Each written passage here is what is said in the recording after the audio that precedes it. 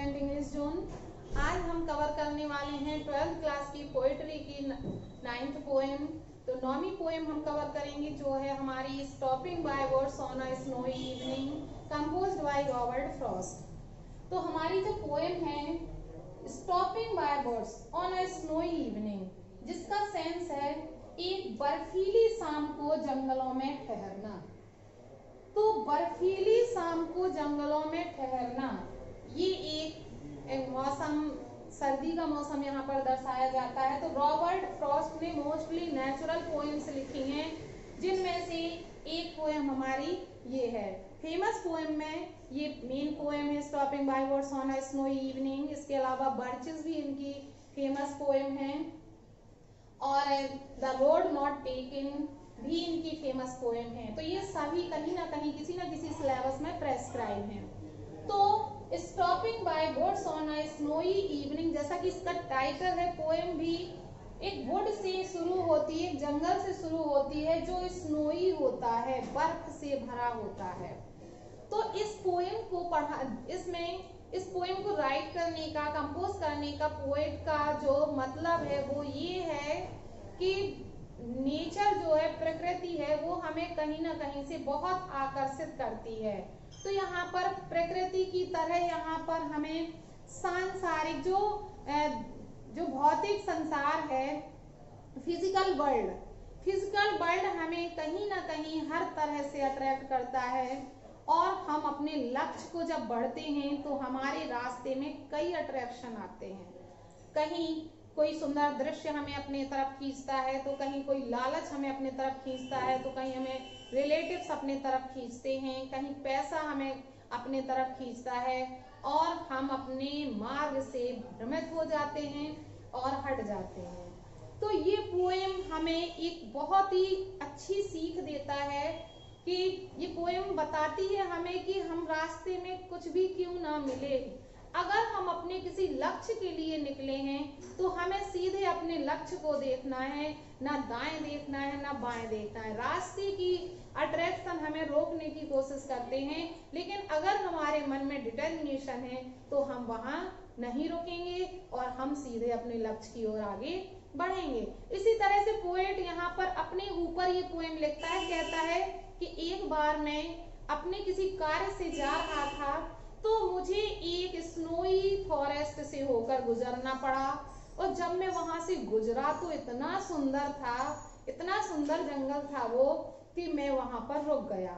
मैंने अपना घोड़ा वहां खड़ा कर दिया, रुक गया, और बर्फ ही बर्फ थी, सब जगह झील जमी हुई थी। मैंने सोचा क्यों ना मैं यहीं रुक जाऊं, इस बगीचे का, इस जंगल का जो मालिक है वो तो मुझे नहीं देख रहा है, मुझे यहाँ रुक जाना चाहिए।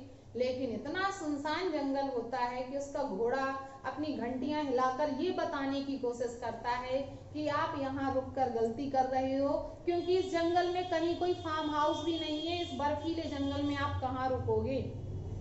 तो कवि कहता है कि वो वहां रुकना चाहता था, लेकिन जब घोड़ा अपनी घंटियां हिलाकर उसे याद दिलाता है तो उसे याद आता है, अरे नहीं, उसे यहाँ नहीं रुकना है, उसे अपने लक्ष्य पर आगे बढ़ना है, उसे मरते दम तक आगे बढ़ना है। Miles to go before I sleep and miles to go before I sleep most important lines हैं, कॉम्पिटिशन लेवल पर भी ये लाइन्स पूछी जाती हैं।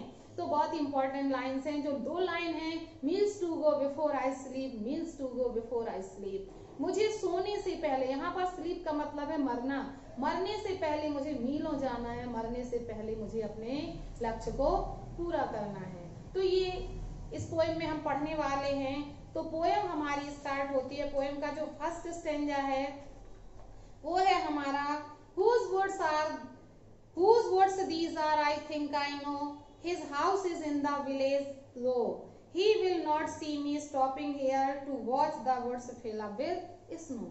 कहता है कि whose words these are, ये woods है, wood means लकड़ी होती है, but woods means जंगल होता है। ये जंगल किसके हैं? I think I know, ये मैं जानता हूँ, सोचता हूँ, मैं जानता हूँ। His house is in the village near, village दो, यद्यपि मुझे पता है कि उसका घर जो है पास वाले, नजदीक वाले गांव में है। He will not see me stopping here, और मुझे पता है कि मैं यहाँ रुकूंगा और उसका घर गांव में, इसलिए he would not see me stopping here, वह मुझे यहाँ ठहरे हुए नहीं देख पाएगा। To watch his woods fill up with snow, उन जंगलों को जो स्नो से भरे हुए हैं, बर्फ से भरे हुए हैं, उनको निहारते हुए वह नहीं देख पाएगा। मतलब मैं यहाँ रुक सकता हूँ, यहाँ ठहर सकता हूँ, इसका भ्रमण कर सकता हूँ, मुझे पता है कि इसका मालिक यहाँ नहीं रहता है, वह मुझे नहीं देख पाएगा।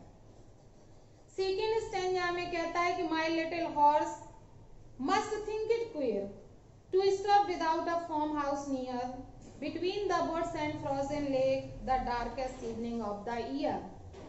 माई little horse must think it queer, कहता है कि जब मैं यहाँ खड़ा हो जाता हूँ तो मेरा घोड़ा बहुत ही क्वियर, विचित्र, स्ट्रेंज फील कर रहा होगा कि बड़ी विचित्र बात है। To stop without a farm house near, कि मेरा मालिक ऐसी जगह पर स्टॉप हो गया है जहाँ कोई फार्म हाउस ही नहीं है पास में। Between the woods and frozen lake, इस वुड जंगल के और फ्रोजन जमी हुई लेक झील, इस ठंडे जंगल के और जमी हुई लेक के बीच में कोई फार्म हाउस नहीं है जहाँ वह रुक सकता है।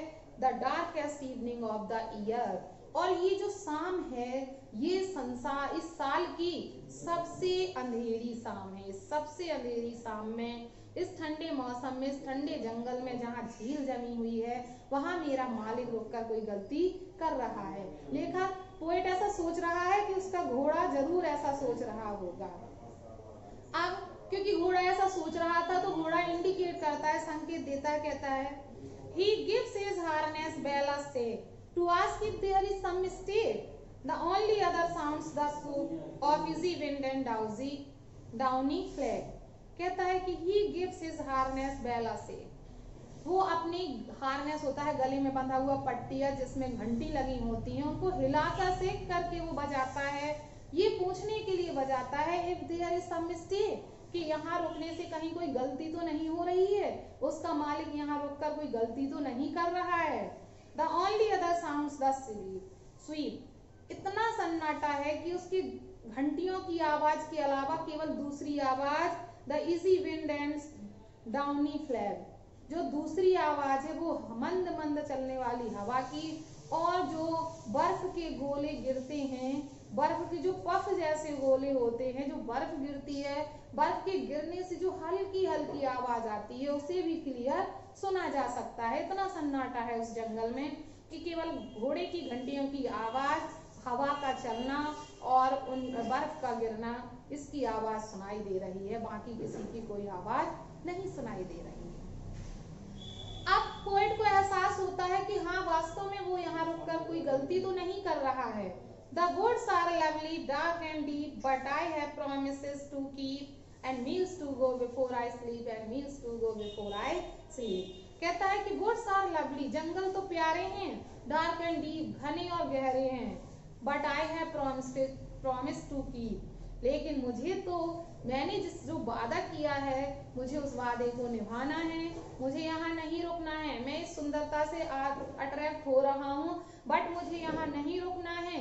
Miles to go before I sleep and miles to go before I sleep, मरने से पहले मुझे मीलों दूर जाना है और मरने से पहले मुझे अपने लक्ष्य को पूरा करना है। तो इस तरह से पोएट जो है वो बताता है कि रास्ते में जब हम आगे बढ़ते हैं तो बहुत सारे अट्रैक्शंस आते हैं बट हमें अपने लक्ष्य की ओर देखना है और लक्ष्य के लिए ही बढ़ना है। इसीलिए वो कहता है before I sleep, before I miles to go before I sleep and miles to go before I sleep, मुझे मरने से पहले मीलों दूर जाना है और मरने से पहले मुझे अपने कर्तव्य को पूरा करना है।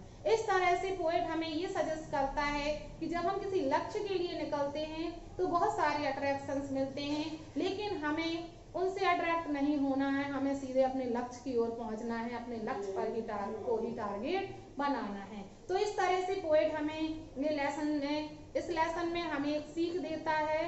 तो आई होप आपको लेसन समझ में आया होगा, ये पोएम समझ में आई होगी।